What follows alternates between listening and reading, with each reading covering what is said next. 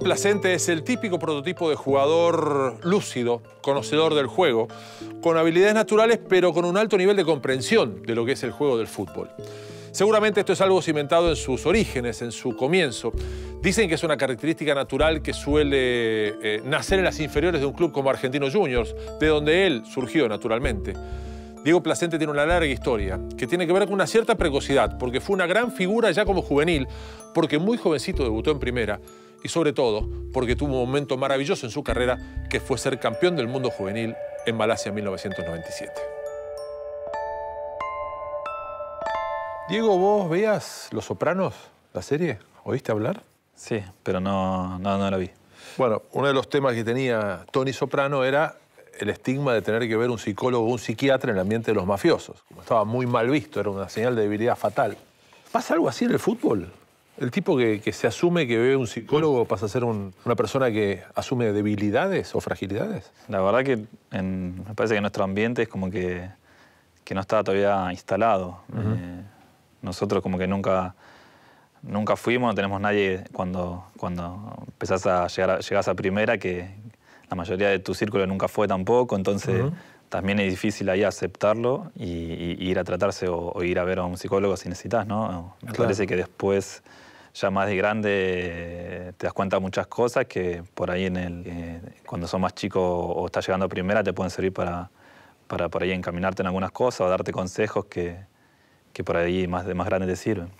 Es como eso, ¿no? Como si fuera una cuestión de fragilidad, como diciendo, pero si no te pasa nada, ¿para qué vas a ir a un psicólogo, no? Sí, sí. Eso es un poco lo que pensamos todos cuando no tenés ni idea de lo que es un psicólogo y seguramente lo que te dicen tus amigos o tus familiares es eso, ¿no? Es más de loco que de otra cosa.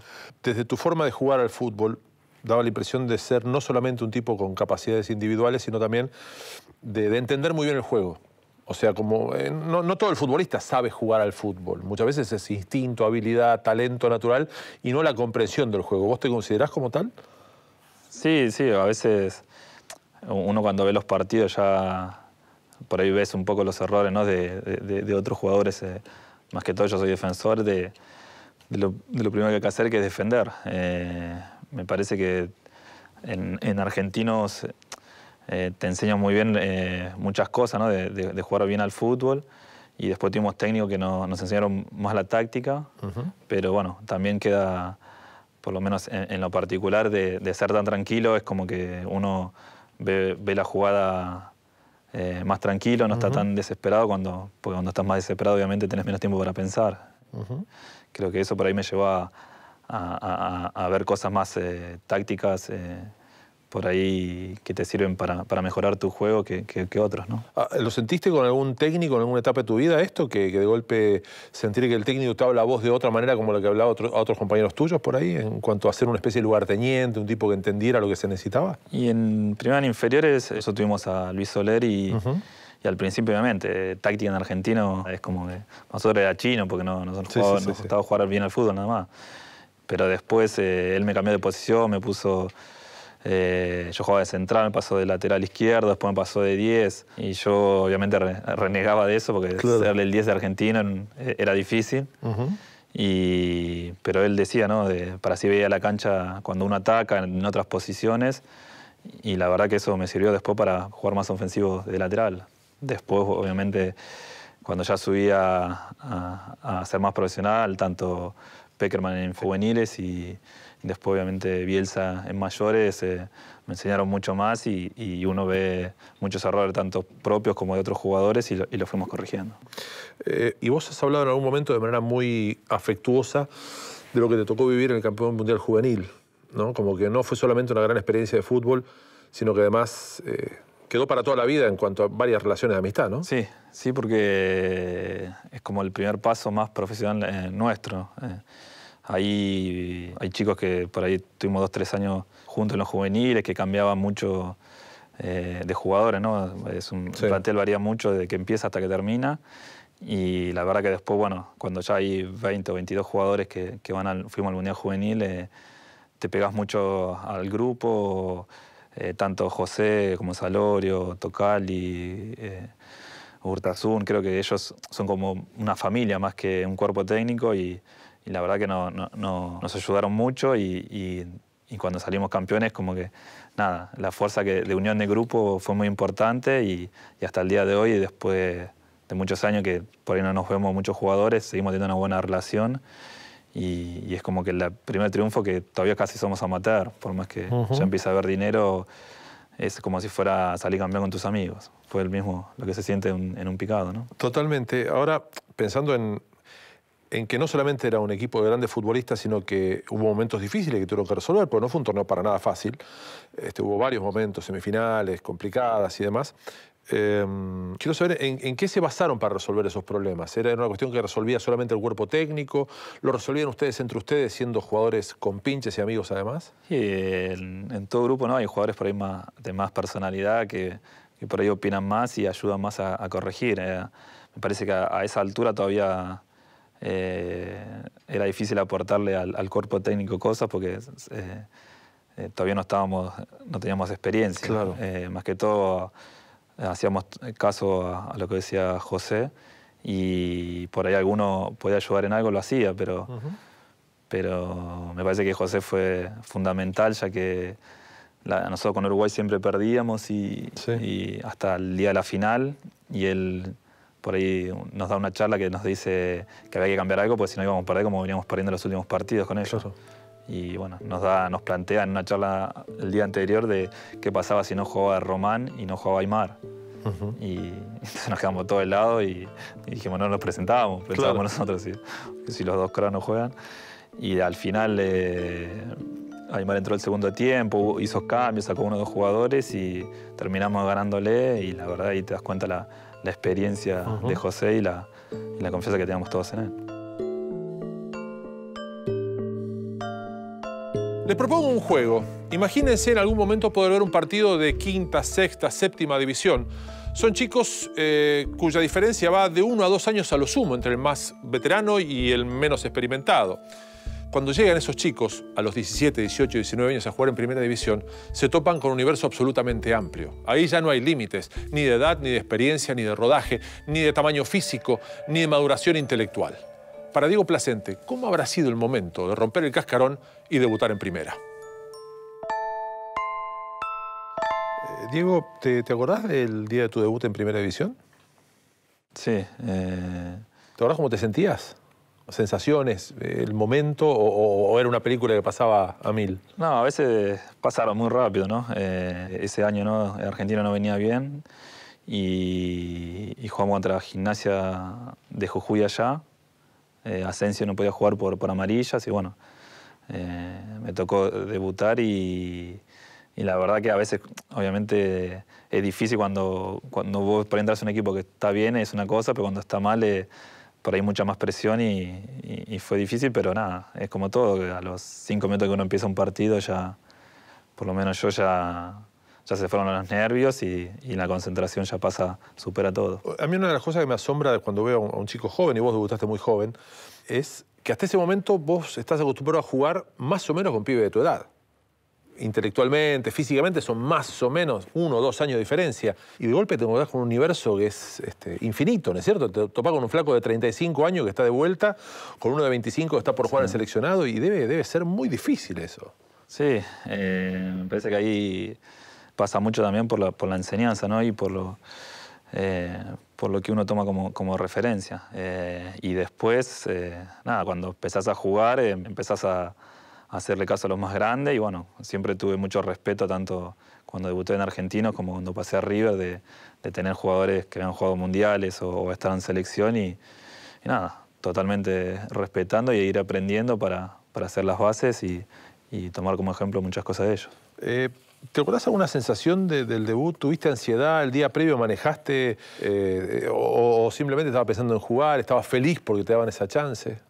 No, felicidad me parece que era obviamente uno siempre espera eso y bueno, una vez que se da estás muy contento, obviamente, y después las horas previas sí, son de nervios, pero hasta que suena el silbato. ¿Te acercaste a alguien? ¿Vos sos de expresar ese tipo de sensación o te la morfaste? No, soy más para adentro, ¿no? Sí, pero en Argentina tenía tenía amigos que jugaban conmigo en inferiores, tenía gente que ya los conocía, entonces es más fácil que ir a otro club y debutar con gente por ahí más desconocida, ¿no? Era todo mucho más familiar. Diego, ¿sentiste algo especial? Me da mucha curiosidad esto, ¿no? El día en el que te pusieron un precio, el que dijiste, Diego Placente vale X millones de dólares y River me va a vender a Europa por esta cantidad de guita, ¿te dio una impresión o era simplemente un salto en la carrera? Uno no piensa como un salto, ¿no? Pero después, sí, es como que es raro, ¿no? Que te digan que vales 4, 5, 6 millones, no sé, es como que... Yo me fui por 6 millones de euros, creo que a Leverkusen. ¿Eso también significaba para vos un ingreso en guita? Sí, obviamente eso es mejor para nosotros. Interesante. El precio alto por el porcentaje, pero sí, es diferente, es difícil porque se empieza a hablar mucho, aunque muchas cosas son mentiras o por ahí no se concreta. Entonces, nada, tenés que estar un poco bien de la cabeza, porque si no empezás a perderte un poco y a pensar cualquier cosa. Entonces, por ahí lo mejor es ir tranquilo y bueno, si pasa, pasa, y si no, seguir trabajando para llegar a eso. ¿Y cómo siendo un chico joven y estando en plenitud y teniendo que estar muy concentrado en tu laburo, vos fuiste un tipo que por tu forma de jugar inclusive tenía que estar muy bien atléticamente, un tipo dinámico, ¿cómo hacías para cuidar la primera guita grande que entrara en tu carrera?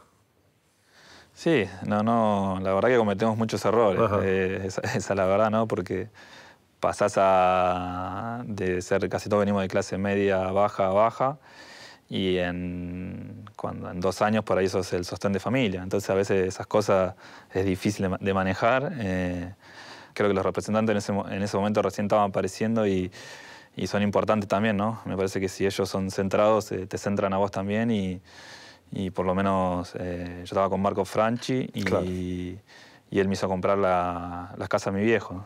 Entonces a mis viejos, y bueno, ahí me mudé con la plata que entró de los primeros contratos de River y creo que eso es importante, que después de grande te das cuenta que el que te maneja un poco en ese sentido te puede ayudar mucho. Y bueno, y eso es algo que por ahí a futuro, si lo puedo hacer, también lo ayudaré a los chicos. Se me ocurre muy importante que un representante te haga sentir que no es para siempre el fútbol, ¿no? Que la guita que entra por el fútbol es excepcional, que dura un tiempo específico, que hay que cuidarla, porque muchas veces el representante se va para otro lado, justamente, ¿no? Para sacar su rédito no te avisa. Sí, es difícil. Se conoce de todo, ¿no? Sí. Uno tampoco sabe después si es verdad o mentira lo que se dice por ahí del pase de uno o no, esas cosas que nunca se sabrán. Pero sí es importante porque después duele cuando ves a jugadores que tuvieron mucha trayectoria o ganaron dinero y después están trabajando porque no alcanzan al mes por mes, ¿no? Claro. Entonces está bueno que por ahí el representante que tiene por ahí, conoce más del fútbol, tiene más experiencia, te ayude y te haga guardar en ese sentido un poco el dinero, invertirlo bien y abrirte un poco la cabeza y aconsejar de buena manera. Eso me parece que a veces, cuando sos chico, pedirle por ahí a los jugadores más grandes a veces es difícil, aunque a veces te ayudan, ¿no? Pero por ahí tenés más relación con el representante y eso parece una figura importante para el jugador de fútbol. Diego, ¿cómo fue, en tu experiencia fuera del país, el hecho de interactuar con gente de otras culturas? Porque en definitiva, en un plantel como el del Bayer Leverkusen podía haber jugadores de 5 o 6 nacionalidades diferentes, gente que venía de los Balcanes, que venía de Rumania, de España o de Latinoamérica, o de África mismo, ¿no? Sí. Cuando no conoces el idioma, también hablar mucho es difícil la comunicación, ¿no? Pero después cuando por ahí ya empezás a hablar más el idioma, nada, te van contando cosas por ahí de sus países, de lo poco que sabes, porque claro, yo que soy de Croacia, que puedo saber nada más que las playas, y te empiezan a contar un poco de ellos, un poco de algún africano de donde vive, y te empezás a interesar o empezás a leer después un poco para tener idea de dónde viene, y después te ayuda, ¿no? Un poco a conocer más cosas de la cultura, o mismo en Alemania, por lo que pasó en la guerra, el nazismo y todo, como que empezás a escuchar cosas y vas creciendo, y me parece que te abre más la cabeza. Placente fue durante toda su carrera como profesional un tremendo defensor con aspiraciones de jugador de ataque. Es más, como chico había sido alguna vez un volante ofensivo en Argentinos Juniors en divisiones inferiores. Sin embargo, una de sus características específicas fue la de jugar en sentido de equipo, aportar su calidad para un rendimiento colectivo que fuera útil, que fuera positivo. En algún momento tiene que haber existido alguna veleidad, las ganas de mostrar su lucimiento personal, aún dentro de esa estructura. ¿Cómo se compatibiliza ser parte de un equipo y a la vez brillar individualmente?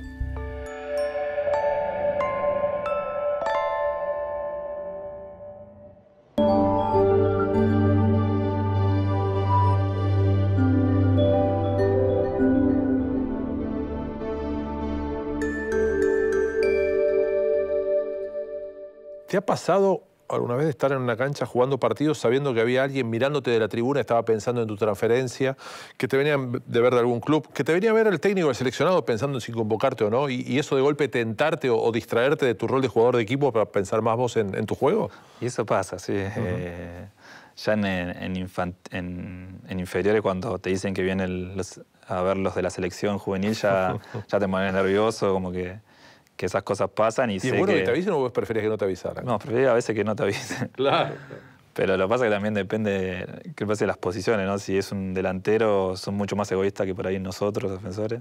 Entonces ya quieren hacer todo, patear, el penal, el córner, el tiro libre, todo. Entonces, en ese sentido me parece que a ellos le cambia. A nosotros es como que te pones nervioso hasta que empezás a jugar, pero no te cambia tanto. Después, ya cuando sos profesional, nada. A veces te hablan, pero bueno, a veces te pone bien y te da más moral para jugar mejor, sabiendo que te estás siendo importante y que, bueno, que hay gente que te está viendo. Es lógico, sobre todo siendo chiquito y viene un entrenador de seleccionados, que vos quieras dentro de la cancha demostrar que puedes hacer lo que el técnico quiere o lo que el técnico necesita.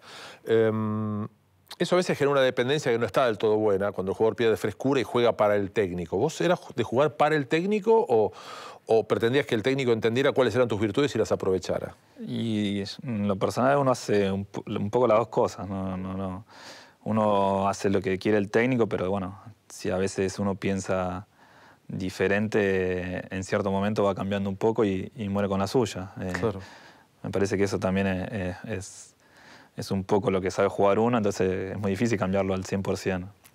Te acomodas un poco, pero bueno, me parece que lo que uno es natural no lo cambia.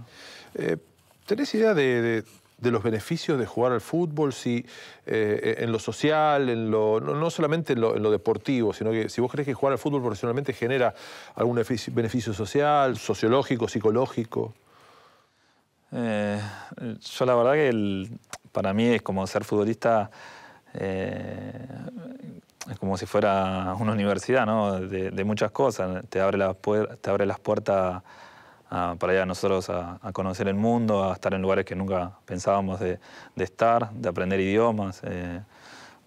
Por ejemplo, yo sé alemán, francés, y vos decís, claro, es algo que nunca lo hubieran pensado. Y después de hablar, de ver otras culturas, de estar con gente que piensa diferente, y después, bueno, me parece que esas cosas por ahí los que estudian se las da los libros y, claro, y a nosotros esa parte no las da el fútbol, ¿no? Me parece que maduramos mucho, ¿no? Nos vamos muy chicos a veces afuera a situaciones difíciles y después, bueno, uno lo va pasando y va creciendo. Claro. Para mí el fútbol me dio muchas cosas y en ese aspecto te abre muchas puertas que si las aprovechás te sirven para el futuro. ¿Vos fuiste de interesarte por los lugares donde estuviste, por los lugares donde viviste? ¿O hay muchos jugadores, hay muchos deportistas? El tenista es un tipo que en su estándar es el hotel y la cancha, no es siquiera una ciudad por donde está pasando. ¿A vos qué te pasó con eso? Sí, a veces depende de si jugás mucho. Cuando estás jugando muchas copas por ahí afuera, sí, estás 3 días, cada 3-4 días jugás y nada, te vivís en hotel y en viaje también. Pero al estar, a veces tener algunos días, sí, tuve la suerte de viajar un poco y conocer otros países, algunos lugares qué sé yo, como Ámsterdam o París o Brujas, Sí, o genial. lugares que por ahí que no conocía o no pensaba conocer. ¿Te tomabas tu tiempo? ¿Te podías pedir al profe o alguien si podías ir a pasear? ¿Te dejaban, no te Y dejaban? es muy difícil en el fútbol. Claro. Esas cosas no existen. Yo... Lo suelto en Ámsterdam, no lo veo más a este pibe. Claro, a veces eso es difícil, ¿no? No te dejan ni salir del hotel porque el descanso también es muy importante. Claro. Pero bueno, después por ahí en Francia me tocó al principio de jugar y después de no jugar y bueno, ya que está, disfruté de lo que por ahí no había disfrutado antes, ¿no? De pasear, de ir a ver tenis, de ir a Disney, no sé, de conocer, no sé, la cultura del vino por ahí en Bordeaux, qué sé yo, diferentes cosas Sí, que no pude aprovechar cuando jugaba muy seguido. En la vida de un futbolista también hay buenos y malos entrenadores. Los malos son aquellos que, disponiendo de un talento individual y colectivo como Placente, no se acostumbran demasiado y no les alcanza. Buenos son otros ejemplos. Tal el caso de Marcelo Bielsa, un entrenador del cual, curiosamente o no, hablan bien casi todos los jugadores que pasaron por sus manos. ¿Tuviste problemas de comunicación con entrenadores hace tiempo? Sí, con algunos por ahí que uno piensa diferente. Sí, en España me pasó con un entrenador que era muy soberbio y no me parecía para nada inteligente ni siquiera en las charlas Claro. o en lo táctico. Y vos decís, bueno, no es que era bueno y era soberbio. Sí, no era Mourinho. Claro. De hecho, le decíamos, nos cargábamos diciéndole que era Mourinho, pero de un estilo así. Pero en ese sentido, sí, chocamos malos sudamericanos por el hecho de no bancarse ciertas cosas o ya de haber tenido un recorrido que, bueno, cada vez se hace más difícil a tolerar ciertas cosas que no te parecen bien en el fútbol, ¿no? Hablabas del idioma, hablar alemán, hablar francés, de ciertas inquietudes, pero no debe haber sido fácil la llegada de Leverkusen, imagino, ¿no?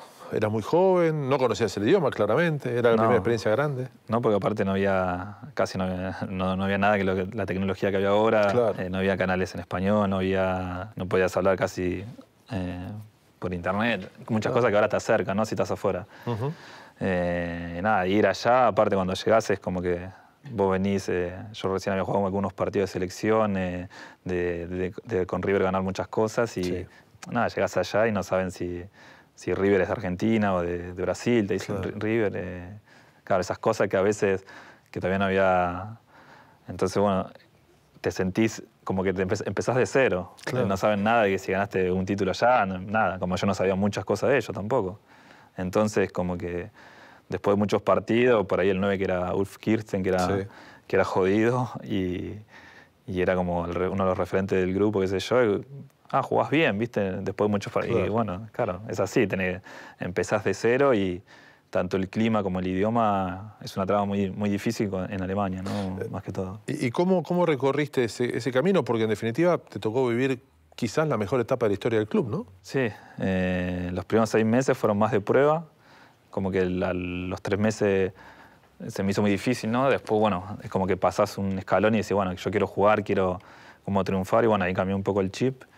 Y bueno, empecé a ser titular, y después, bueno, al otro año, el 2001-2002, nada, se juntó una banda de jugadores muy buenos, ¿no? Donde llegó Lucio, llegó Arbatov, había llegado yo, de los nuevos. Claro. Y el equipo, nada, vino otros chicos alemanes, no era un típico equipo alemán de fuerza, sino más de técnica. Y la verdad que éramos muy ofensivos, muchos jugadores con mentalidad ganadora, y empezamos a jugar bien y a plantarle cara a todos los no solo en Alemania, sino en Europa, a jugarle de igual a igual a los grandes, que obviamente con un presupuesto totalmente diferente a lo que manejan los clubes grandes de verdad de Europa. Claro. Diego, si pensamos en que vos ¿qué fue? 4 o 5 años pasaste de debutar en primera, pasar de Argentinos a River, salir campeón en River con planteles memorables, ¿no? De Francesco y Ortega, lo que se te ocurra en el medio, y de ahí pasar a jugar pocos años después una final de Champions. Parece difícil que te dé lo mismo jugar en una cancha que en otra, en un estadio que en otro, en una ciudad que en otra. ¿Era así o realmente te sentías el impacto de los cambios? Sí, vas sintiendo, ¿no? Uno va creciendo y y te vas adaptando, ¿no? Al principio. También se hace todo muy rápido, ¿no? Porque por ahí en poco tiempo estás arriba de la ola, Sí. en lo mejor de todo. Y me parece que lo que más te impactaba era de jugar con jugadores que vos lo veías por tele, ¿no? Todos muy conocidos y jugar en una cancha contra ellos al principio es como que los respetás un poco hasta que le vas perdiendo el respeto en el partido, pero sí, a veces al principio, bueno, es como que los respetás y tenés ese miedo, pero bueno, después los vas pasando y por suerte teníamos un equipo con mentalidad muy ganadora que, bueno, que me ayudó también a superar esas cosas y al equipo a llegar lejos. Mencionaste a varios técnicos y en el recorrido terminabas en Marcelo Bielsa, un técnico que más allá de lo que duró el vínculo te marcó muchísimo, ¿no? Sí, sí, la verdad que de una manera diferente de entrenar hasta ese momento, que era totalmente diferente y te enseña muchas cosas, ¿no? Que uno piensa que ya a esa altura es difícil, ¿no? De que te sorprendan entrenadores y la verdad que Marcelo está mucho más arriba que la mayoría y te va enseñando cosas que después volvías a tu club y te das cuenta de los errores de otros jugadores que no eran por ahí en otras posiciones que uno no se daba cuenta. Te hace mejorar mucho, te hace entrenar mucho mejor también. Y después, bueno, me parece que después la honestidad que tiene él, ya en el fútbol que está por ahí tan sucio en muchas cosas, se rescata mucho más. Entonces, si combinan las dos cosas, está muy arriba en la mente de todos los jugadores y me parece que por eso todo que lo tuvo habla con tanto respeto por las dos cosas, ¿no? Por la honestidad y por cómo trabaja. La historia mundialista de Diego Placente es muy particular. 2 minutos antes del debut de Argentina contra Nigeria en el Mundial del 2002, él estaba fuera del equipo. Se lesiona a Roberto Ayala y ¿a quién le toca entrar? A Diego Placente, casi sin tiempo para entrar en calor. Una historia que sabemos cómo terminó, con una derrota impensada a la larga de esa clasificación del seleccionado que dirigía Marcelo Bielsa. Placente no pudo ser campeón con ese equipo, fue campeón con otros. ¿Qué interpreta, qué admira, qué destaca Diego Placente en un equipo campeón?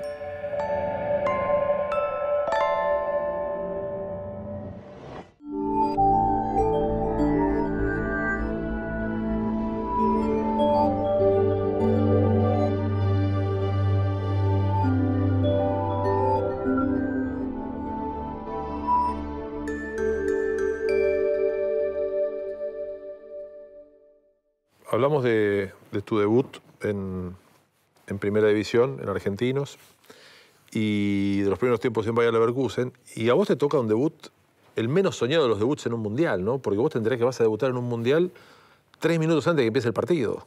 ¿Cómo procesaste todo? Se lesiona Roberto Ayala y a la cancha Placente. ¿Y cómo procesaste esto? ¿Tuviste tiempo de procesar algo? Imagino que estarías hasta frío. Sí, no. Fue que a veces pasa cuando estás en una competencia importante, te cuesta por ahí dormir por si te quedas pensando. Sí. Y nada, te ayudas con alguna pastilla para dormir, para tranquilizarte y te dormís para asegurar las 8 horas de sueño, ¿no? Y el día anterior, no, dormí tranquilo, porque no sabía que uno no jugaba. Estaba por ahí, sí me acuerdo, estar por ahí con Aymar mirando antes del partido las banderas argentinas, la gente, todo eso que provoca que uno ama el fútbol, ¿no? Esas cosas, esa sensación. Y después cuando estar boludeando por ahí y que venga faltando 2 minutos y te digan, bueno, se lesionó el ratón, calentaba vos y al segundo no, entrabas vos. Nada, acá se te hiela, te quedas helado. Totalmente. Y en 2 minutos tuve que procesar todo, como decís vos, ¿no? Desde quién jugaba por mi lado, qué tenía que hacer. Y encima entré frío porque no tuve tiempo ni de calentar porque no habíamos hecho mucho calentamiento. Claro.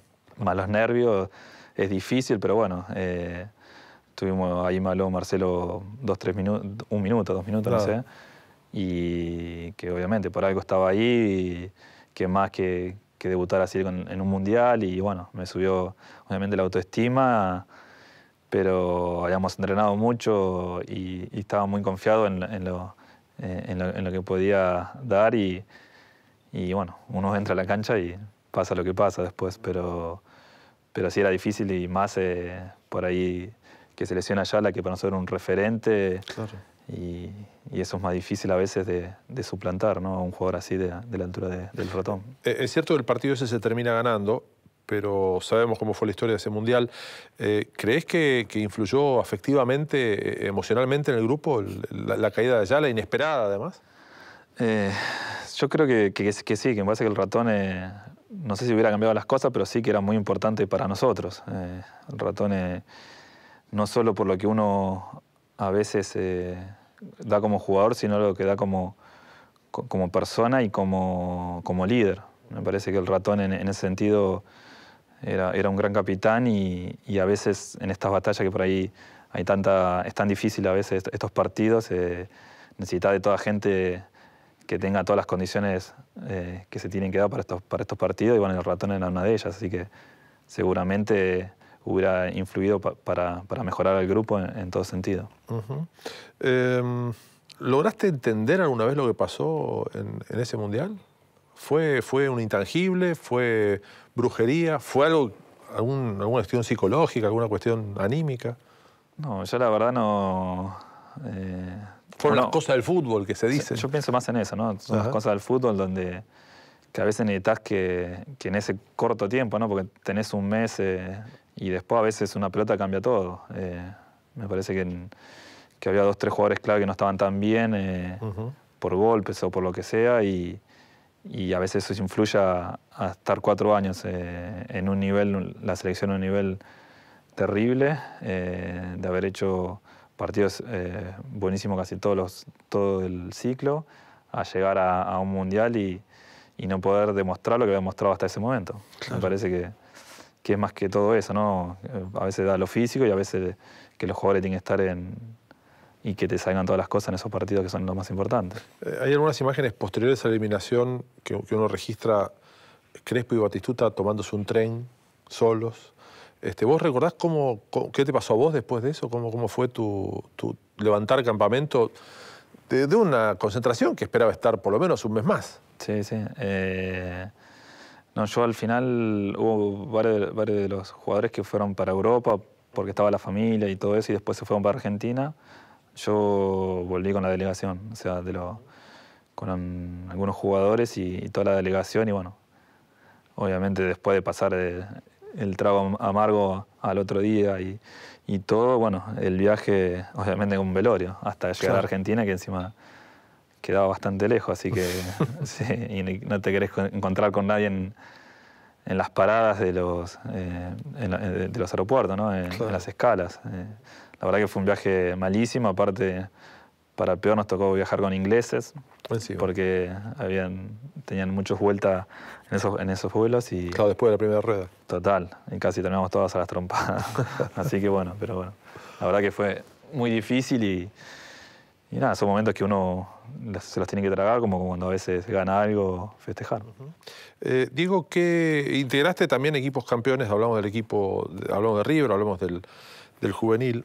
¿Qué condiciones te parece que no pueden faltar en un equipo campeón? ¿Qué características?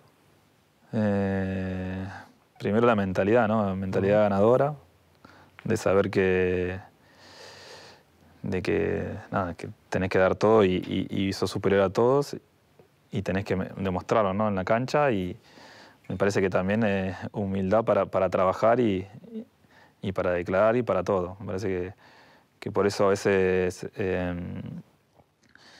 me gustaba también las cosas por ahí que Bielsa nos llevaba, o cualquier hotel o cualquier lugar de trabajo que sea, lo único que importara es no el lujo, sino la comodidad que sea para entrenar y eso. Entonces me parece las dos cosas, la mentalidad ganadora, tener un buen grupo y después, bueno, ser lo más humilde posible hasta que se salga campeón. Digamos, en tu caso, pienso en tu carrera y si me quiero poner en un lugar, me pongo naturalmente en lugares mucho más agradables que los malos, porque has tenido mucho más buenas que malas. Pero el 2012 es un poco una mala colectiva, ¿no? Como que la sentimos todos de alguna manera. Y de la misma manera que me acuerdo que ir a laburar al día siguiente después de quedarse madrugando hasta el final del partido con Suecia era difícil. No me puedo imaginar lo que habrá sido para vos volver a jugar al fútbol, o volver a entrenarte, o bajar de la expectativa de un gran mundial que termina siendo un duro golpe, a volver al llano, ¿no? A tu vida cotidiana de futbolista profesional. Sí, es difícil. Más que todo que, bueno, que yo volví a Alemania y y antes del Mundial éramos los candidatos y nosotros teníamos como 5 o 6 jugadores de la selección alemana, más 1 o 2 de Brasil de la selección, y bueno, volver al club y que ellos salieron campeones y los otros jugaron la final y nosotros en primera ronda no fuimos, la verdad que te sentís muy mal. Pero bueno, después ya todo eso hasta como cuando perdés un partido, ¿no? Hasta que empezás de vuelta a empezar el torneo, a empezar a jugar y bueno, ya la cabeza te cambia y te vas olvidando a poco de lo que pasó, porque si no, no podés jugar. Me parece que después eso queda para adentro siempre, para siempre, ¿no? Esa decepción por el equipo que había, uno no se la lleva de por vida y como a veces los grandes logros también lo tenés para adentro. ¿Te acordás en quién o en qué cosas te pudiste apoyar para bancar ese momento difícil? ¿O como decís, sos para adentro, te la bancaste solo? No, sí, soy más para adentro, pero nada, para hablar con la familia o amigos. No todavía en el fútbol no está el psicólogo claro. que te ayude, ¿no? Pero, así que nada, más que todo en algún amigo hablar de fútbol, de lo que pasó y después, bueno, con la familia que siempre ven como lo positivo y te levantan, sea mentira o verdad, ¿no? Pero bueno, te ayuda por lo menos a pasar el mal trago. Argentinos Juniors, seleccionado nacional juvenil, seleccionado nacional de mayores, River, Bayer Leverkusen, Francia, España, San Lorenzo de Almagro. Las historias de Diego Placente futboleras han sido muy importantes y los rivales también. ¿Habrá sido él un tipo sólido de la cabeza para enfrentarse con las principales figuras? ¿Le habrá subyugado cruzarse con jugadores que eran leyenda en el fútbol de todo el mundo? ¿Podrá explicarlo? ¿Te pasó alguna vez de sentirte superior a un rival en un mano a mano, algún desafío importante que tenías o que te dio un entrenador respecto a un rival directo, sea en Argentina, en el seleccionado o en Europa? Sí, la verdad que ahora como que hablando con amigos así es como que digo, ¿no? Hasta no hace mucho es como que siempre pensaba lo mismo. Jugar a quien jugara, me tocaba, no sé, un alemán desconocido, jugar con Figo sí. En contra, me daba lo mismo, como que no, uno cuando está bien y tengo confianza, la verdad que se preocupe por mí. Totalmente, no le tenía miedo a ninguno y como que te sentís superior y podés perder o ganar después, pero no, sí. En la cabeza pasa que estás de igual a igual. Y cuando volvés a tu casa o al hotel, ¿algún momento te pasó de decir, hoy lo invoqué, como decía Figo, hoy le gané el mano a mano a Figo, hoy Figo no pudo conmigo, hoy quien sea, alguno, no sé? Y a veces me pasaba ahí, después de volver con los chicos brasileños, ¿no? Y hablar, y sí, porque a veces le ganamos al Madrid 3-0, claro. O ganarle no sé, a otros equipos fuertes y decir, bueno, chao. A Figo por ahí, no sé, se la pisaste, le tiraste un caño, le hice un caño a este, o con San Roberto divertirnos contra ciertos equipos que vos decís, bueno, son todos grandes jugadores, pero después te das cuenta también que son malos, que vos decís, claro. Son malos, ¿entendés? Porque también que salen de las inferiores y juegan en primera y vos los respetás, pero después, bueno, si los comparás con muchas cosas, decíamos, no, son muy peores que nosotros. Está bien, imagino el placer que debe sentir ver que el técnico rival manda al hombre que estaba por tu lado, por otro lado, porque vos no lo dejaste pasar nunca. Ahora, me imagino lo feo que debe ser cuando sentís al revés, ¿no? Que te mandan ahí porque ven que estás en un día complicado.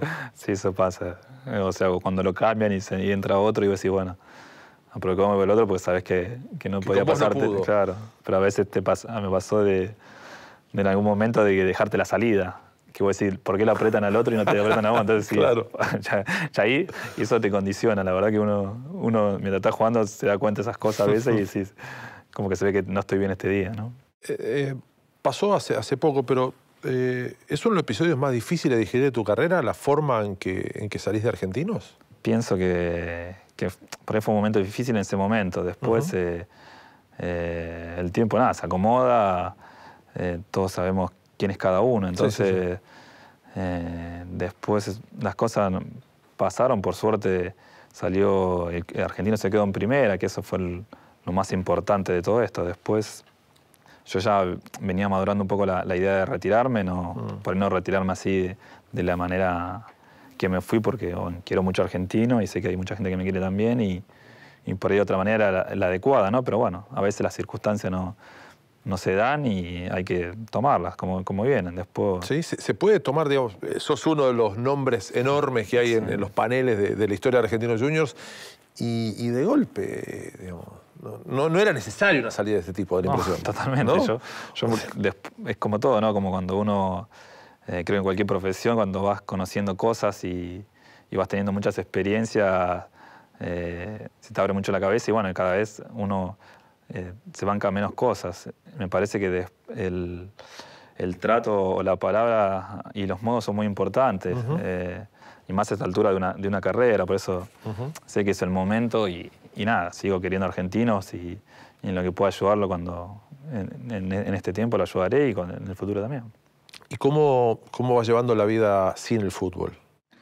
Por ahora bien, la verdad que por ahí uno no se da cuenta, pero también después de vivir tantas cosas y tantas presiones y jugar a un alto nivel, a veces es difícil ir bajando y que tu cuerpo o las cosas que yo pienso no las puedo hacer. Entonces, claro, a veces eso te tira más para abajo. Entonces ahora cuando dije, bueno, no juego más, la verdad que me salí como una mochila. Estoy mucho más tranquilo, digamos, sin presiones de no poder por ahí rendir a lo que uno quiere rendir. Digamos que más allá de que Argentinos fue una salida fea, ¿vos sentís que dejaste el fútbol y no al revés? Sí, digamos, porque si en este momento, si cuando después de lo argentino no tuve oferta y estuve buscando y decís, bueno, quería seguir jugando. La verdad que deseché todo diálogo con cualquier equipo de primera o de Nacional B, sí, que me llamaban de países limítrofes a ver si quería. La verdad que no, cortaba de raíz porque no quería hacer nada, ¿no? Que ya las ganas no están y cuando uno no tiene las ganas de entrenar es difícil demostrar después en la cancha lo que la cabeza te pide, ¿no? O el cuerpo. ¿Y quién acompaña al futbolista cuando decide dejar de ser futbolista? Porque aunque lo lleves bien es un buen momento, aunque lo lleves bien, digo, es un momento complicado, hay una enorme cantidad de cosas que se dejan. Yo ¿no? la verdad que conozco muchos jugadores que para mí que tengo mucho respeto y me parecen muy inteligentes y después cuando dejan el fútbol vos decís, y están deprimidos, vos decís, y es difícil, y sí. Entonces uno por ahí se va preparando un poco, aunque que la verdad que es lo que sabemos hacer de los 5 años. Claro. No nos preparamos para otra cosa, solo para ser futbolistas. Hay casos de pocos chicos, ¿no?, que pueden hacer otra cosa que les hubiera gustado hacer si no eran futbolistas y jugaron al fútbol, pero la verdad que es como una materia pendiente un poco el retiro. Ojalá que exista algo más en el futuro que te ayude a... Que te prepare un poco. Que te prepare un poco para dejar o para ir haciendo otras cosas cuando ya vas a dejar, ¿no? Cuando ya la cabeza... no está el 100% en el fútbol, sino obviamente son más grandes, vas pensando en otras cosas, en otros negocios y te puedo ayudar para el retiro. Sí, la impresión de decir, hace poco tiempo no tenía tiempo para nada y ahora que tengo todo el tiempo para mí, ¿para qué lo quería? ¿Para qué era que quería todo ese tiempo? Sí, por eso, nada, ahora es como que, bueno, uno se va, yo por lo menos digo, bueno, voy a descansar, a disfrutar un poco, a irme con mis amigos algunos días, con mi familia. Y obviamente de a poco ir haciendo cursos tanto de idiomas, para mejorar lo que ya sabía o de otras cosas, de algunas falencias mías, de ir mejorando para de a poquito cuando ya tenga las ganas de vuelta de trabajar, estar preparado en lo que sea, ¿no? Seguramente. ¿No necesariamente cerca del fútbol o sí?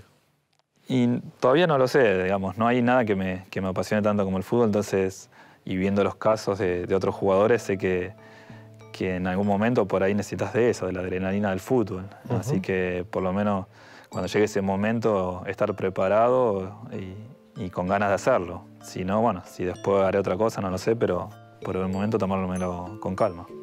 Gracias, Diego. No, ¿por qué?